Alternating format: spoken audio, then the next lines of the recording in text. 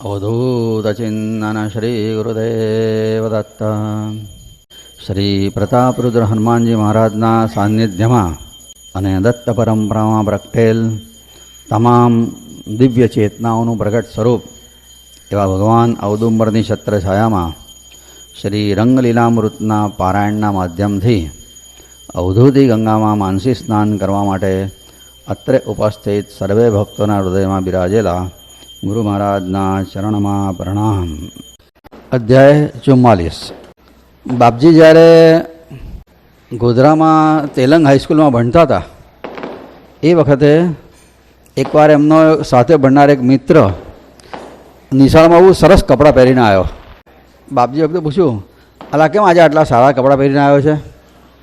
તારે એણે કીધું કે આજે મારો જન્મદિવસ છે, વરસગાંઠ છે, એટલા નવા કપડાં પહેરીને આવ્યો છું કે છે. બાપજીએ કીધું, અલા આપણી વરસગાંઠ આપણે જાતે ઉજવવાની? હા, કેવું આપણે એવું જીવન જીવવું જોઈએ કે આપણી વરસગાંઠ બીજા ઉજવે, તારે જીવ્યા કહેવાય. આપણે એવું જીવન જીવવું જોઈએ, આપણી વરસગાંઠ બીજા ઉજવે. અને ખરેખર એવું જીવ્યા કે એમની વરસગાંઠ બીજા આખી દુનિયા ઉજવતી થઈ. હજુ બ્રહ્મલીન થયા પછી લોકો વરસગાંઠ ઉજવે છે એમની. આને જીવન કહેવાય. આપણે આપણી વર્ષગાંઠ ઉજવીએ એમાં શું મોટી ધાડ મારીએ? કંઈ ઉજવ્યું ના, એને જાતે ઉજવીએ એને શું કહેવાય? કોઈ ઉજવે ત્યારે આપણે કંઈ ધાડ મારી કહેવાય. પછી નારેશ્વરમાં એકવાર એમનો મુકામ હતો ને તે વખતે વિઠ્ઠલભાઈ રાજપીપળાવાળા એક ડબ્બામાં ચોખ્ખા ઘીનો શીરો લઈને આવેલા અને બધાને આમ ચમચો ભરી ભરીને પ્રસાદ આપે શીરાનો. એટલે બાપજી પૂછ્યું, કેમ વિઠ્ઠલભાઈ આજે આ શીરો લઈ આવ્યા? એટલે એમણે કીધું, બાપજી આજે મારી વરસગાંઠ. બાપજી હસ્યા અને કીધું, વિઠ્ઠલભાઈ વરસ ગાંઠ નહીં, વરસ કાઠ કહેવાય. વરસ કાઠ. આટલા વરસ આપણી જિંદગીમાંથી ગયા, આજે તો રડવાનું હોય. આટલા વરસ આપણી જિંદગીના બરબાદ થઈ ગયા, કંઈ ધાડ મારી નહીં. લોકો એનાથી ઊંચું જ કરે છે. 48મી રંગ જયંતિ પરમાં ઉજવવાની છે એવી જાહેરાત થઈ અને ગામે ગામ એની જાહેરાત થઈ ગઈ કે હવેની જયંતિ પૌરમાં થવાની છે. 48મી રંગ જયંતિ રવિવારે હતી. એ વખતે બાપજી પોતે સવારે નારાશ્વરથી નીકળ્યા, કરજણ સ્ટેશને ઉતર્યા, કરજણથી બીજી ગાડી પકડી ઇટોલા સ્ટેશને ઉતર્યા અને ત્યાંથી એમની શોભાયાત્રા ઇટોલા રેલવે સ્ટેશનથી પૌરમાં કુટીર સુધી આવવાની હતી. બગી ગાડી ફર્સ્ટ ક્લાસ તૈયાર જ હતી. ત્યાં રેલવે સ્ટેશન પાસે છે ને એક મુસ્તફા નામના એક મુસલમાનનું એક પીપરમીન્ટ, ચોકલેટ, બિસ્કિટ આવું બધું વેચવા માટેનું એક ખોખું હતું. એ ત્યાં વેચે, ત્યાં જ રહે બાજુમાં જ. તો એને ખબર પડી કે આ નારાશ્વરના ઓલિયા આવવાના છે અને પહેલાં બાપજીએ ઘણા મુસ્લિમ ભક્તો ઉપર અનુગ્રહ કરેલો એટલે એણે શ્રદ્ધા તો બેઠેલી કે આ મહારાજ બહુ શ્રદ્ધા મૂકાય એવા છે. એને થયું કાલે આવવાના છે તો હું એમને શું આપું? એમને કંઈ આપણાથી કંઈ પ્રસાદ તો ધરાવાય નહીં, મુસ્લિમ છે આપણે તો. તે વડોદરા આવ્યો આગલે દાડે અને કોઈક જગ્યાએથી સારામાં સારું અત્તર લઈ આવ્યો.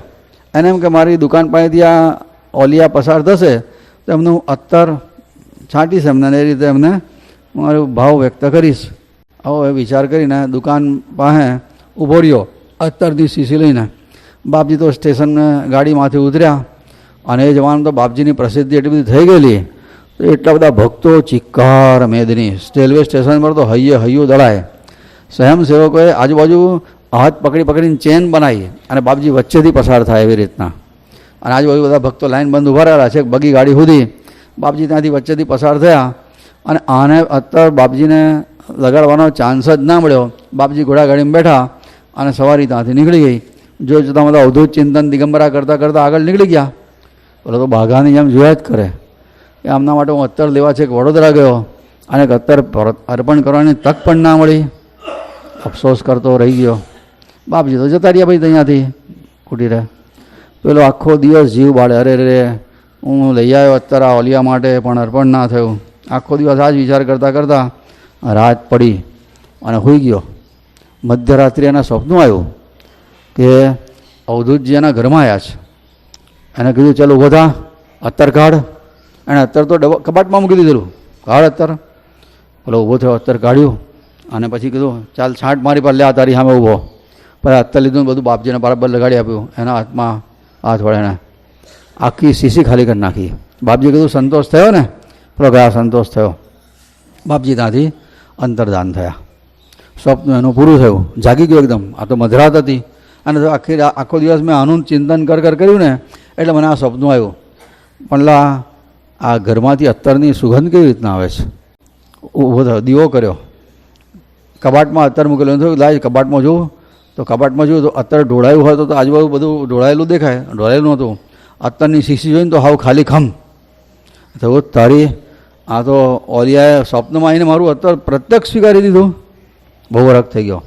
બીજા દાડે સવાર નાહી ધોઈને થયું, હું એને જઈને ઓલિયાને કહું કે મારું અત્તર તમે સ્વીકાર્યું છે. દોડતો દોડતો ત્યાં ગયો. કુટીરે તો ભક્તોની લાંબી લાઈન, રંગ જયંતિ એટલે કેટલા બધા ભક્તો હોય, કોઈ ફળ, કોઈ હાર, બધું પ્રસાદ લઈને લાઈનમાં ના ઊભા રહેલા. આ બી ત્યાં જઈને લાઈનમાં ઊભો રહ્યો. અને એ વખતે એણે દૂરથી જોયું ને તો સપનામાં જે બાપજીએ ચાદર ઓઢેલી, બ્લેન્કેટ ઓઢેલો ને એ રીતે હતું, એક્ઝેક્ટ એ જ સ્વરૂપે બાપજી અહીંયા બેઠેલા. જે એમણે ટોપી પહેરેલી, જે ધાબળો એ રીતના ઓઢેલો, એક્ઝેક્ટ એ જ રૂપે અહીંયા આગળ બેઠા. એને થયું આ જ રૂપે મને રાત્રે દર્શન આપ્યા છે હમણાં. અને પછીથી થોડી વાર પછીથી શું થયું કે બાપજીની આજુબાજુથી અત્તરની સુગંધ આવવા માંડી. લાઈનમાં ઊભેલું કોઈ અત્તર લાવ્યું નહોતું, પણ અત્તરની સુગંધ આવવા માંડી. બધા ગોવિંદ કાકાને બીજા બધા ભક્તો વિચાર કર્યા સુગંધ નહીં આવે છે, ઉજાતા હતા કઈ રીતે. અને આપણે તો કોઈ અત્તર લગાડ્યું નથી, કોઈ લાયા નથી, સમજ નથી પડતી. એકબીજા જોડે આવી રીતના વાતો કરતા હતા. એમાં તો પેલો પાછળ ઊભેલો મોટા મોટી ચીસો પાડે તો અહીંયા આગળ, એ જ ઓલિયા, કમાલ કરી તે ઓલિયા, રહેમ કરી રહેમાન, દુઆ કરી દિલદાર તે સે બોલો ઉપકાર, રહેમ કરી ગુલામ પર સ્વીકાર્યું અત્તર, ખ્વાહિશ મુદ પૂરી કરી ખ્વાબ મેં ખુદા કર. આમ જમીન પર આરોટવા માંડ્યો તો અહીંયા આગળ તો એટલો ભાવાવેશમાં આવી ગયો. બધા પૂછે શું થયેલા તને એકદમ. તો પછી એને કોઈક પાછળ લઈ ગયો, ભાઈ શું થયું તને એટલું બધું કેમ આ ભાવાવેશમાં આવી ગયો. બધી કથા કીધી આવી રીતના એણે, અને શીશી બતાવી. તો પેલા એ શીશી સૂંઘીને તો બાપજીના દેહમાંથી જે અત્તરની સુગંધ આવતી હતી ને એ જ અત્તર એની શીશીમાં હતું. બધાને ખાતરી થઈ કે બાપજીએ ખરેખર ગયા. આમ એને માટે સપનું હતું, પણ બાજી પ્રત્યક્ષ એની પાસે ગઈને એનું અત્તર સ્વીકાર્યું. ભાવ હોય તો અવધૂત બધું જ સ્વીકારે છે. અને તેલ સુગંધિત તારે કાજ, લઈને ઊભો તો મહારાજ, રાત્રે સ્વપ્નમાં જઈ નાથ, તેલ સ્વીકાર્યું ત્યાં સાક્ષાત, એવા દીન દયાળુ નાથ, કેમ ના ચાલે મારો હાથ. પછી જયંતિ પછી બાપજી થોડો વખત ત્યાં રોકાયા હતા. એ અરસામાં એક બહુ અદ્ભુત ઘટના બની. વડોદરાનો સંસ્કૃતનો પ્રકાંડ વિદ્વાન મણિશંકર પંડિત કાશીમાં જઈને ભણી આવેલા. એની પાસે કોઈની તાકાત નહીં, સંસ્કૃતનો ધુરંધર, કોઈ એની તોલે સંસ્કૃતની આમ આવી ના શકે. સંસ્કૃતમાં વાતો કરે, સંસ્કૃતમાં ગરબા લખ્યા છે એમણે, સંસ્કૃતમાં ભજનો સ્તોત્રો આમ પટપટ ઊભા લખી નાખે. મહાવિદ્વાન. અને એ વખતે વિષ્ણુપ્રસાદ શાસ્ત્રી, પછી લક્ષ્મીશંકર શુક્લ, બીજા બધા વડોદરાના ધુરંધરો બધા બાપજીને બહુ માને. વારે ઘડીએ બાપજી નારેશ્વર જાય, યજ્ઞ થાય ત્યારે પણ જાય ને આવી રીતના. એમણે મણિશંકર પંડિતને વાત કરી, પંડિતજી તમે નારેશ્વર ચાલો, એક અદ્ભુત ઓલિયા છે, અવધૂત છે, શું તેજ છે ને આ બધું. મણિશંકર પંડિત કે મેં મારું માથું છે ને મહાદેવના ચરણે ઝુકાયું છે, કોઈ માણસના ચરણે હું મારું માથું ઝુકાવતો નથી. મારું માથું સસ્તું નથી કે હું કોઈ ગમે તેવા માણસના ચરણે ઝુકાવી દઉં. વિષ્ણુપ્રસાદ કે પણ તમે એકવાર આવો તો ખરા, જુઓ તો ખરા, શું વિદ્વતા છે, શું પ્રતિભા છે, શું તેજ છે. હું કોઈ બાવાને માનતો જ નથી. આ મણિશંકર પંડિતનું મસ્તક મહાદેવ સિવાય કોઈ મનુષ્યના ચરણે ઝૂકે નહીં, એવો ખુમારીયા નહીં. એ વખતે ના જાય, પેલા લોકો વારે ઘડીએ જાય, દરેક વખતે આગળ કરે, પણ પેલો ટસનો મસ ના થાય. એ અર્થમાં એવું થયું કે એકવાર વિષ્ણુપ્રસાદ શાસ્ત્રીને ઘેર ગયા હતા મણિશંકર પંડિત. અને ગયા એટલે બહાર ડ્રોઈંગ રૂમમાં બેઠા. બાજુમાં પેલો ટ્રીપો જેવું હોય ને એની ઉપર આ રંગ હૃદયમ મૂકેલું હતું. પેલા વિષ્ણુપ્રસાદ શાસ્ત્રી અંદર કંઈ ચા બા કરતા હશે, આમ તો કંઈ કયા હશે. અને એ વખતે એમણે આ રંગ હૃદયમાં હાથમાં આમ લીધું, સંસ્કૃતનો મહાન જ્ઞાતા. અને એણે આમ પાના ફેરવ્યા. એમાં પહેલું જ પાનું, પહેલું જ સ્તોત્ર અને એની ઉપરનો પહેલો શ્લોક એમણે વાંચ્યો. આ શ્લોક, રમોમાનન પદ્માર્ક પાદ પદ્મામુપાસ્મહે યત સૌરભમ સમાગ્રાય ધાવંતે વિબુધાલયા. એટલે રમા અને ઉમા, એના મુખ કમળને પ્રકાશિત વિકસિત કરનાર, એના ચરણ કમળની સુવાસ માટે વિદ્વાનો દોડે છે, વિદ્વાન પંડિતો બધા દોડે છે. આ શ્લોકનો અર્થ આવો થાય, બરાબર સાંભળજો અર્થ પહેલાં. રમા અને ઉમા, એના મુખ કમળને વિકસિત કરનારના ચરણ કમળની સુગંધ માટે વિદ્વાનો ભમરાની જેમ દોડે છે. અહીંયા લખ્યું હમણાં રમા અને ઉમા. રમા એટલે સ્વામી મહારાજના માતાજી, બરાબર. અને એમના મુખ કમળને વિકસિત કોણ કરે? સ્વામી મહારાજ. સ્વામી મહારાજને જોયું એટલે રમા માતા વિકસિત થાય. એટલે વંદન કોણે કર્યા છે? સ્વામી મહારાજને. નામ લખ્યું છે રમાનું. રમાનો બીજો અર્થ થાય લક્ષ્મીજી. લક્ષ્મીજીના મુખ કમળને કોણ વિકસિત કરે? વિષ્ણુ ભગવાન. એટલે વિષ્ણુ ભગવાનને વંદન કર્યા છે. વિષ્ણુ ભગવાનનું નામ નથી લખ્યું. અને ઉમા, ઉમા એટલે પાર્વતી, એના મુખ કમળને કોણ વિકસિત કરે? શિવજી. તો શિવજીને વંદન થયા. પાર્વતીના મુખ કમળને વિકસિત કરે ગણપતિ હવ, ગણપતિને હવ વંદન થાય. લખ્યું ખાલી આટલું, રમો માનન પદ્માર્ક.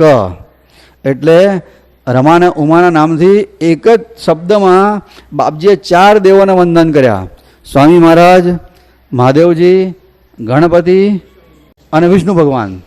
પંડિતજીએ પુસ્તક આમાં જ મૂકી દીધું. વિષ્ણુ પ્રસાદ, બતાવો આ કોણે લખ્યો છે આ શ્લોક? બતાવો. કોઈ મનુષ્ય આ શ્લોકની રચના કરી જ ના શકે. વિષ્ણુ પ્રસાદ કે હું તમને કહું છું ને, પેલો અલિયો નારેશ્વરનો, અત્યારે મને લઈ જાઓ કે છે. વિષ્ણુ પ્રસાદ કે ચાલો જઈએ. પછી પાના ફેરવતા આગળ છે ને મેં મંત્ર ગર્ભ સ્તોત્ર જોયા. બાપજીએ દત્ત મંત્ર ગર્ભ સ્તોત્ર લખ્યું છે. પછીથી હનુમત મંત્ર ગર્ભ સ્તોત્ર લખ્યા છે. બધા દેવોના મંત્ર ગર્ભ સ્તોત્રો લખ્યા છે. દરેકમાં મંત્ર ગર્ભિત સ્તોત્રો. વિષ્ણુ પ્રસાદ તૈયાર થઈને આવ્યા ને તો મણિશંકર પંડિત કે, વિષ્ણુ પ્રસાદ, આ તમે જેને અવધૂત કહો છો ને, એ દત્ત પરંપરામાં પ્રગટ થયેલો અવતાર ના હોય ને તો આવી રીતના કોઈ રચના કરી જ ના શકે. ચાલો મને લઈ જાઓ કે છે. અને આ બધે પંડિતોની હાથે આમની સવારીઓ પડી. હવે આ પ્રસંગ પછીથી કોઈક કહે છે નારેશ્વરમાં એ લોકો ગયા હતા અને આ સંજયભાઈની ચોપડી પ્રમાણે પોરમાં ગયા હતા. કોઈ પણ જગ્યાએ ગયા, પણ પછી આ લોકો ત્યાં આગળ ગયા. એ વખતે આ મણિશંકર પંડિતે દૂરથી બાપજીને જોયા અને જે આંખમાં બ્રહ્મ તેજ, સિંહના જેવી છટાથી બાપજી આમ કૌપીન પહેરીને બેઠેલા હતા, દૂરથી જોયા. અને મણિશંકર પંડિત એ વખતે બોલ્યા, એહી બ્રહ્મન, આ જ બ્રહ્મ છે. અને દોડ્યા સીધા અને જઈને એમના ચરણમાં સાષ્ટાંગ દંડવત પ્રણામ કરતા બોલ્યા, બોહો ભગવાન પાદેવસ્તે પતામી. હે ભગવાન, હું તારા ચરણ કમળમાં પડ્યો છું. બોહો ભગવાન પાદેવસ્તે પતામી. આરોટવા મળ્યા એમના ચરણમાં પડીને. આપજી પછી વખતે બોલ્યા, પંડિતજી, આપણું મસ્તક કંઈ સસ્તું નથી, ગમે તેના ચરણમાં મૂકી દેવાય. અને આ તો પાણી પાણીથી પરસેવો થઈ ગયો ને, આ જ ભગવાન. અને પછીથી તો બાપજીને ઉપર જીવન આફરીને કરી દીધું, જીવન ઓવારી દીધું એમણે બાપજી ઉપર. અંતર્યામી છે આ. અને પછી બાપજી પણ કે, આ મણિશંકર પંડિત એટલે મારો સોનાની સાંકળે બાંધેલો સિંહ છે. આ એવો ભાવ એમને, બાપજીને પણ એવો એમના પ્રત્યે. એમને છે ને આર્થિક સ્થિતિ બહુ નબળી હતી, પણ પાછા ખુમારી તો બહુ મોટી પંજામ જોર્જ જેવી. પગમાં ચંપલ જ નહોતા પહેરતા હા કે. અને આર્થિક રીતે એમને દેવું થઈ ગયેલું એ અરસામાં. આ બાપજી અંતર્યામીને બધી ખબર હોવ ખરી પાછી. એ અરસામાં મેં જાણ્યું છે ત્યાં સુધી આ જ સ્થાનમાં એ જમાનામાં દત્તયાગ થયો હતો, અથવા પછી બીજો કોઈ ઠેકાણે, પણ મને સમાચાર મળે ત્યાં સુધી આ સ્થાનમાં જૂનું સ્થાન હતું તે વખતે. અને એ વખતે પછીથી આ મણિશંકર પંડિતજી હોવ ત્યાં યજ્ઞમાં ખરા. અને યજ્ઞ થઈ ગયો પછીથી દક્ષિણા આપવાનું અને પાત્ર અને વસ્ત્ર આપવાનું હોય તે બધા જે યજ્ઞમાં બેઠેલા એમને વસ્ત્ર અને પાત્ર બાપજીના હસ્તે અપાય, દક્ષિણા મોદી કાકા આપે. આવી રીતના અપાતું હતું. એમાં મણિશંકર પંડિતનું નામ બોલ્યા એટલે પંડિતજી ઊભા થઈને આવ્યા. બાપજી જાણતા હતા કે આને આર્થિક તકલીફ છે. બાપજી વખતે મોદી કાકાને કીધું, મોદી એનું દક્ષિણાનું કવર લાય. પોતાના નિયમની વિરોધ, બાકી પૈસાને સ્પર્શ થાય તો ઉપવાસ કરવો પડે. બાપજીએ સ્વેચ્છાએ ઉપવાસ કરવાનું સામેથી લીધું. આ પંડિતજીની દરિદ્રતા મારે દૂર કરવાની છે. અને પૈસાનું દક્ષિણાનું કવર લીધું, પંડિતજીને આપ્યું. અને પંડિતજી પણ એવો, એણે કવર જઈને પોતાના કબાટમાં મૂક્યું.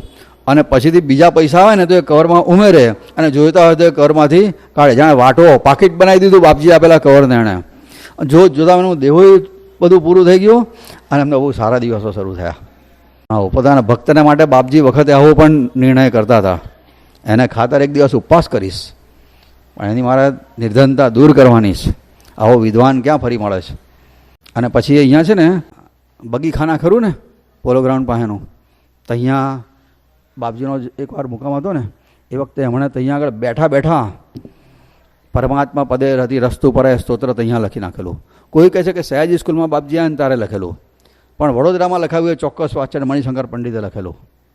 અને આજે 9ની આરતી નારેશ્વરમાં થાય ને ત્યારે સ્તોત્ર ગવાય છે ને, પરમાત્મા પદે રતિરસ્તુ પરા વરમે કમહં વિનતો યાચે હે રંગ ગુરો ન પરમ યાચે હે રંગ ગુરો ન પરમ.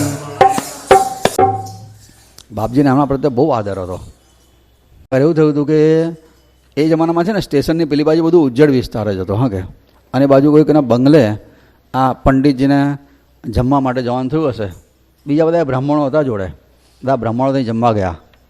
જમ્યા પછી એ વખતે ત્યાંથી ચાલતા સ્ટેશન આવવું પડે, ત્યાં સુધી કશું મળે, રિક્ષા બિક્ષાનું તો નામ નિશાન જ નહીં. એ જમાનાની આ વાત. ઉનાળાના દિવસ હશે, ખાઈને ચાલવાનું કેવું લાગે. અને પાછા હતા ઉઘાડ પગા બીજા બધા જોડે, આમ તેમ હતા, તે ડોલતા ડોલતા આવતા હતા. એમાં જે જમવા બોલાય ને એ જ ગાડી લઈને પછી ત્યાંથી નીકળ્યો, પણ એને કોઈને બેહાડ્યા નહીં. પછી પંડિતજી નારેશ્વર ગયા ને પછી બાપજીને વાત કરી, બાપજી આ કેવો એક બાર જમવા બોલાવે અને પછી એની ગાડીમાં જગ્યા હતી જેટલા બેહે એટલા તો બેહાડવા હતા કે છે કે. તારે બાપજી વખતે એવું બોલ્યા, પંડિતજી હજુ શ્રીમંતોને એટલી અક્કલ આવવાની વાર છે. શ્રીમંતોને એટલી અક્કલ આવે ને તો આ ધરતી ઉપરનું અડધું દુઃખ આપોઆપ દૂર થઈ જાય. બીજાના દુઃખે દુઃખી થવાની અક્કલ શ્રીમંતો ફરીથી પુનઃ પ્રાણ પ્રતિષ્ઠા ધારે કરે. આપણે 44મા અધ્યાયની વાત ચાલે છે. રંગ જયંતિ થાય કે દત્ત જયંતિ થાય ને એટલે બાપજી કોઈ જગ્યાએ એકાંતમાં જતા રહેતા હતા, કારણ કે અમને કલાકો સુધી બેસવું પડે ભક્તોને દર્શન આપવા માટે, અતિશય શ્રમ થાય. એટલે પછી આરામ માટે ક્યાંક એકાંતમાં જતા રહેતા હતા. તો પોરની રંગ જયંતિ થઈ, 48મી રંગ જયંતિ. એ વખતે રવિવાર હતો અને ગોવિંદ કાકાએ એ જ વખતે રંગ 48ની રચના કરી. 48મી જયંતિ હતી એટલે નામ આપ્યું રંગ 48. અને રવિવાર હતો એટલે એમાં આવે છે ને 48 રવિવારે એમ કરે પાઠ 48 તેમ, એ એટલા માટે પંક્તિ લખેલી. કે થયું થયું ગોવિંદ કાકાને એમ કે આ જયંતિ છે તો બધાને જમાડવા તો પડશે જ બપોરે. એટલે વખતે એમણે તો થયું એવું કે ગોવિંદ કાકાને એમ કે લગભગ 200-250 માણસ આવશે રંગ જયંતિ છે તો, એટલે એમણે 300 જણની રસોઈ બનાવી. અને હવાર પડી જ્યાં રંગ જયંતિની ત્યાં તો ટ્રેક્ટરો ભરી ભરીને માણસો આવે, ટેમ્પા ભરી ભરીને આવે, રિક્ષાઓ ભરી ભરીને આવે, કોઈક ચાલતા આવે, કોઈક ડમણિયામાં આવે, કોઈક લક્ઝરીઓ આવે. જોતામાં તો બાપજીની કુટીરથી બળિયા બાપજીના મંદિર સુધી માણસ માય નહીં એટલું માણસ. પેલા ગોવિંદ કાકા બાપજીની સેવામાં બાજુમાં, છાતી ધક ધક થાય, મારા બાપરે આ તો 300ની રસોઈ બનાવી છે અને આ તો માણસ તો માથા જ દેખાય છે બધા, એટલું માણસ શિકાર. પણ ચસકાય નહીં તો અહીંયાથી 11 વાગ્યા એટલે મહાપ્રસાદનો સમય થાય. પણ અંતર્યામી બધું જાણે, શાંતિથી બેઠેલા બાપજી તો વખતે જરા કંઈ મગજ પર ઉચાટ જ નહીં. ગોવિંદ કાકાને અંદર કંઈક આવું થયા કરતું. 11નો સમય થયો એટલે બાપજીએ કીધું, ગોવિંદ હવે આ મહાપ્રસાદની શરૂઆત કરવાની છે ને. હા, બાપજી સમજી ગયા કે આ ટેન્શનમાં કઅહીંયા મૂકી છે રસોઈ, ચાલ. બાપજી ઊભા થયા, બંને જણા અંદર ગયા, પોતે ચાદર ઓળેલી ને તે કાઢી એની પર ઢાંકી દીધી. એ કીધું, ગોવિંદ હવે અંદર તારે એકલા ઊભા રહેવાનું, બીજું કોઈ તારા સિવાય અંદર નહીં આવે રસોડામાં, બધાએ બહાર. અને તારે ચાદર હટાવવાની નહીં, એની નીચે હાથ નાખીને કાઢવાનું, ડ્રોવરમાંથી કાઢે ને એવી રીતના કાઢવાનું, જે આવે તે પીરસવાનું. બાપજીએ પ્રોક્ષણ કર્યું જળનું, પોતાના સ્થાન ઉપર જઈને બેસી ગયા. અને પહેલી જ પંગત પડીને એ બળિયા બાપજીના પાછલા પગથિયાથી માંડીને બાપજીની કુટીર સુધીનો એ વખતે આખું ખુલ્લું મેદાન, બધું મેદાનમાં એક હાથે જ હજારો માણસ બેસી ગયા. અને એટલામાં તો પતરાળાના ગાડે ગાડા આવ્યા, પતરાળા આવે, પડિયા આવે, પીરસાય અને જવાનિયા પીરસવા ઊભા થયા.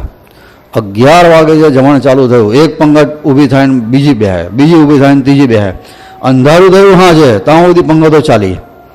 જે એ દિવસે એ રસોઈમાં 1 લાખ માણસ જમે, 300 જણની રસોઈમાં 1 લાખ બનેલી ઘટના. અને પછીથી હાથ પડી, બધા જમી રહ્યા. પછી બધા બાપજી પાસે આવ્યા. બાપજીને કીધું, બાપજી બધું જમણવાર થઈ ગયું, બધા જમી લીધું જ કહે છે. બાપજી કહે, હવે કેટલી રસોઈ વધી છે? કે બાપજી હજુ ચાદર ઊંચી નહીં કરી, જાઓ જઈને જુઓ. જોયું તો સવારે જેટલી હતી એટલી જ. હા જે રસોઈ ગામમાં બધાને ગામમાં બધા ઝૂંપડામાં જાહેરાત કરો, જે બાકી હોય તે આવી જાઓ, કોઈ બાકી ના રહેવા જોઈએ. જે વધ્યા ઘટ્યા તો બધાને જમાડ્યા એ દિવસે. અને પછીથી જોયું તો સવારે હતી એટલી રસોઈ સાંજે હતી. બાપજીએ કીધું તમે બધા જમી લો અને બાકીનું જે છે સેવામાં જે હતા તે લોકોને તમે જમી લો અને બાકીની રસોઈ હોય ઢાઢરના જળચરને હું તૃપ્ત કરો, માછલાને જે બધા હોય એમને કાચબાને.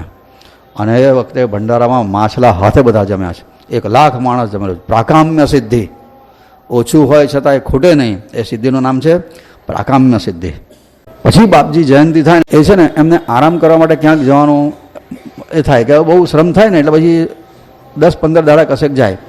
તો એમણે સાંભળેલું કે ઢાઢરના કિનારે માડેરા હનુમાનનું મંદિર છે, એકાંત છે અને નદી કિનારો તો સરસ છે.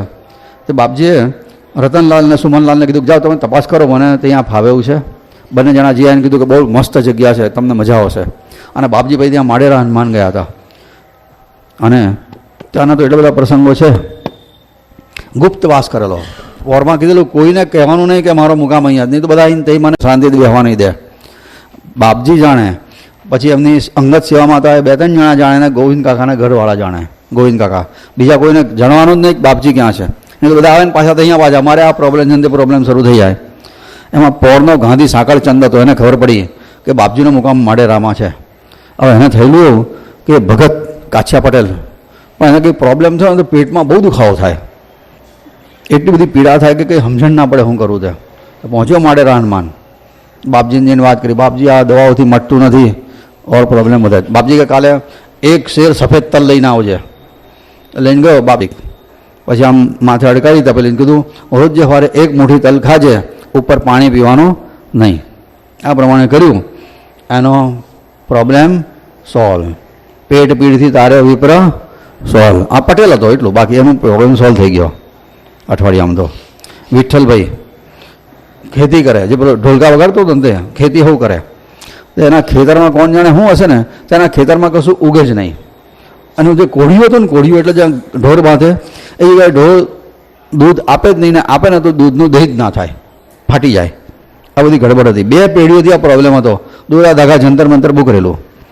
બાપજીએ એની પાસે ગૂગલને લોબાનનો ધોપ મગાવ્યો, એને અભિમંત્રિત કરી આપ્યો, એને કીધું કે તારી કોઢમાં જઈને આનો ધૂપ કરજે રોજ સંધ્યાકાળે. એણે ધૂપ કર્યો.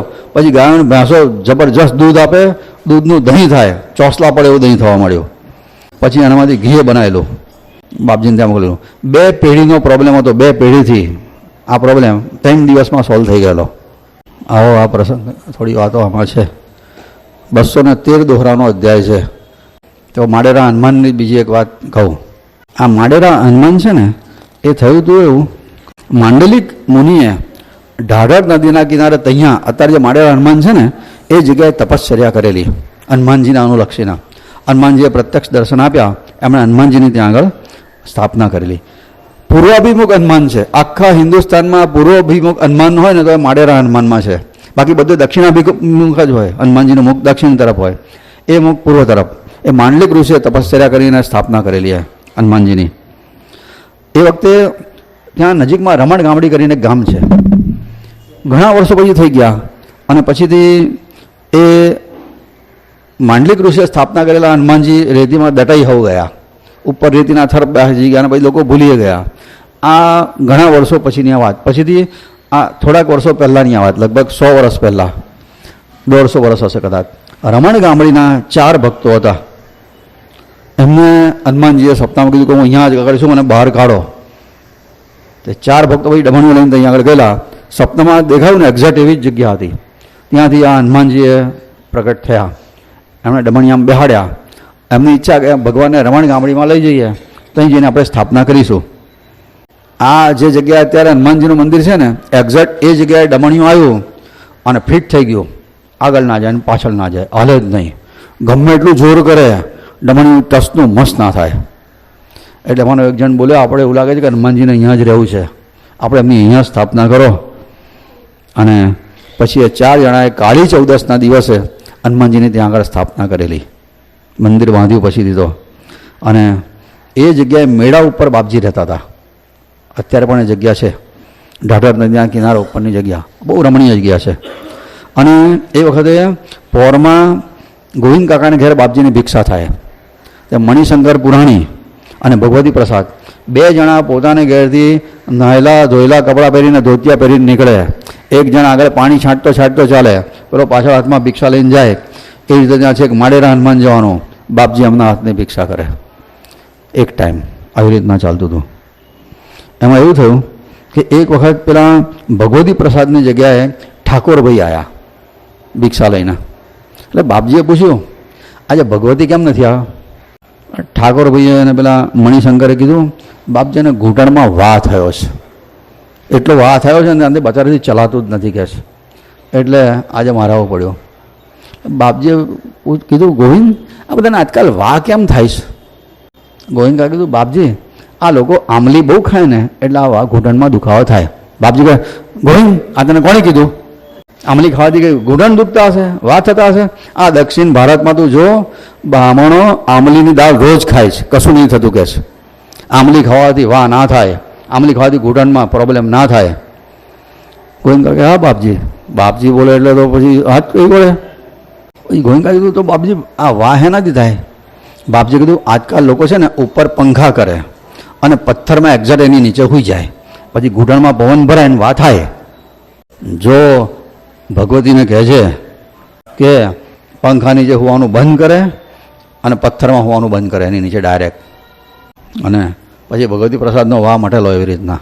પછી એ વખતે કે કાંઈક બીજી વખતે વાત નીકળી કે બાપજી આજકાલ લોકોના વજન બહુ વધી જાય છે, ઉતરતા નહીં તો શું કરો? ખરેખર આ બધા આ યાદ આવ્યું છે એટલે કહું છું. હા, કોઈને કોઈની સામે જોઈને નહીં કહેતો, પણ સાચી વાત છે. પણ આ આજકાલના જ પ્રોબ્લેમ છે ને, અને બાપજી એ જમાનામાં એના જવાબ આપેલા છે. એટલે વખતે બાપજીએ જવાબ આપ્યો છે કે જો વજન બહુ વધી ગયું હોય ને તો એને ઉતારવા માટેનો ઉપાય. એમાં પહેલું એમણે એવું કીધું કે કાં તો કૂવામાંથી પાણી કાઢવું અથવા તો ઘંટી ચલાવવી, આ પહેલો ઉપાય. એટલે ટૂંકમાં એક્સરસાઇઝ એવી કરી કે પેટ ઉપર પ્રેશર આવે, આ પહેલી વાત. અઠવાડિયે 3 દિવસ એક ટાઈમ જમવાનું, રાતે મેથી ફાંકવાની, તેલની અને ઘીની આઈટમ બંધ કરવાની. આ પ્રમાણે કરવાથી વજન ઉતરે. પછી એ વખત એવું થયું, કડકડતી ઢાળ પડેલી એ વખતે કે, કારણ કે રંગ જયંતિ પછીના દિવસો એટલે કેવી ઢાળ પડે. બાપજી છે ને ઢાઢરમાં નાય આ દિવસે, પછી ત્યાંથી 2 ગઢા પાણીના ભરી લાવવામાં આવે, એ તો અહીંયા મૂકે. આખી રાત ઠરીને ઠીકરું થઈ જાય, બાપજી 2 વાગે ઉઠીને પાણીથી નહાતા હતા એ વખતે. હોવ પછી અરસામાં કૃષ્ણશંકર શાસ્ત્રીએ છે ને અમદાવાદ સોલા ભાગવત વિદ્યાપીઠનું ખાતમુહૂર્ત બાપજી પાસે કરાવવાનું હતું. ભાગવત વિદ્યાપીઠ ખોલવા માટેનું ખાતમુહૂર્ત બાપજી પાસે કરાવવું એવો મને નિશ્ચય કરેલો. તે એની તારીખ નક્કી કરવા માટે આવ્યા હતા. નારેશ્વર ગયા તો ખબર પડી બાપજીની જયંતિ તો પોરમાં થઈ, એટલે બાપજી પોરમાં છે. પોરમાં આવ્યા તો બાપજી તો પોરમાં નહીં. બધાને પૂછે પણ કોઈ બતાવે જ નહીં. બધા એટલા વિશ્વાસુ બાપજીના સેવકો, કોઈ બતાવે નહીં કઈ ગયા છે. પછીથી એમણે બહુ આગ્રહ કર્યો કે મારે તો આ થોડીક વારનું જ કામ છે, પણ બહુ અગત્યનું છે, આગળ પછીથી ખાતમુહૂર્ત કરવાનું છે અને મોટું વિદ્યાપીઠ ખોલવાની આ બધું કીધું. એટલે કોઈક એમને રસ્તો બતાવવા માટે તૈયાર થયા. આ બાજુએ પેલા ત્યાંથી પોરમાંથી તૈયાર થયા હશે આવવા માટે, અને એ વખતે બાપજી અહીંયા કીધું, ગોવિંદ ભાગવત આવે છે. બાપજી છે ને કૃષ્ણ શાસ્ત્રીને ભાગવત કહેતા હતા, અડધું ફરતું ભાગવત. એ ભાગવતના બહુ નિષ્ણાત, એટલે અડધું ફરતું ભાગવત. ગોવિંદ ભાગવત આવે છે. ગોવિંદા કીધું, બાપજી સાયકલ પર ઘેર જઈને ધોતિયું લઈ આવો, એમને કશું સન્માન કરવું પડે ને, એટલા મોટા માણસ આવે છે તો. બાપજી ધોતિયું લઈ આવું. બાપજી કે ગોવિંદ બેસને હવે, હો ભગવાન બધી વ્યવસ્થા કરશે. લે આ હનુમાન વ્યવસ્થા કરશે. અને થયું કેટલી વારમાં નંદલાલભાઈ મનસુખલાલ શ્રોફ મુંબઈના બહુ જ બાપજીના પરમ ભક્ત, એ કાશ્મીર ગયા હતા ને ત્યાંથી એક બહુ ભારે મહિની શાલ લાવેલા, કે બ્લેન્કેટ કરતાં વધારે ગરમી આપે ને એવી બહુ સુંદર શાલ, મોંઘા ભાવની. એ તો અહીંયા આવ્યા.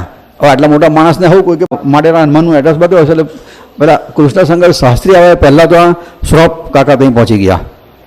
બાપજીને વંદન કર્યા અને બાપજીને આ શાલ અર્પણ કરી. બેઠા અહીંયા થોડી વાર પછી એ ગયા. પછીથી પેલા કૃષ્ણશંકર શાસ્ત્રી આવ્યા. બાપજી જોડે બધી વાતો થઈને ખાતમુહૂર્તનો દિવસે નક્કી થયો અને બધી વાતો થઈ. બાપજીએ એ જે શ્રોફ કાકાએ શાલ આપી ને એ શાલ કૃષ્ણશંકર શાસ્ત્રીને ઓઢાડી દીધી. કૃષ્ણશંકર શાસ્ત્રીઓ શાલ જોઈને છક્કડ થઈ ગયા. બાપજી આ તો કેટલી ભારે શાલ છે કે છે.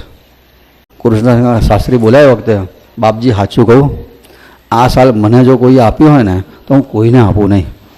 આ શાલ જો મને કોઈ ઓળાવી હોય ને તો હું કદાપી કોઈને આપું નહીં. એવી શાલ છે કે ચાલે એમને. બાપજી માટે તો કોઈ કિંમત જ નહોતી ને કશી. પછી એકવાર એવું થયું હતું કે એમણે સ્નાન કર્યું, પછીથી ગોવિંદ કાકા એમના કૌપીન હતા ને તે ધોઈને હુકાવાના ભૂલી ગયા રાત્રે, અને બાપજી તો સવારે નાહ્યા. પછી જોયું તો પેલા કૌપીન તો ભીના. ગોવિંદ કાકાને થોડો મારા બાપરે આ તો હુકાવાના જ રહી ગયેલા. તેમણે તાપણું હળગાવ્યું ને ઉપર આમ કૌપીન આમ હલાવ્યા, આમ હુકાઈ જાય તો બાપજી પહેરે તો ખરા, પણ એમ તો કે થોડા હુકાય આટલી ટાળમાં. પછી વખતે બાપજીએ કીધું, ગોવિંદ કાકાએ થયું બાપજી ભૂલ થઈ ગઈ, આ તો હુકાવાનું રહી ગયેલું. બાપજી કે એમાં ચિંતા શું કરે, ચાદર લાવી મારી. ચાદર પેલા પહેરે ને મદ્રાસીઓ લુંગીની જેમ વીંટી દીધી બાપજીએ, ધ્યાનમાં બેસી ગયા.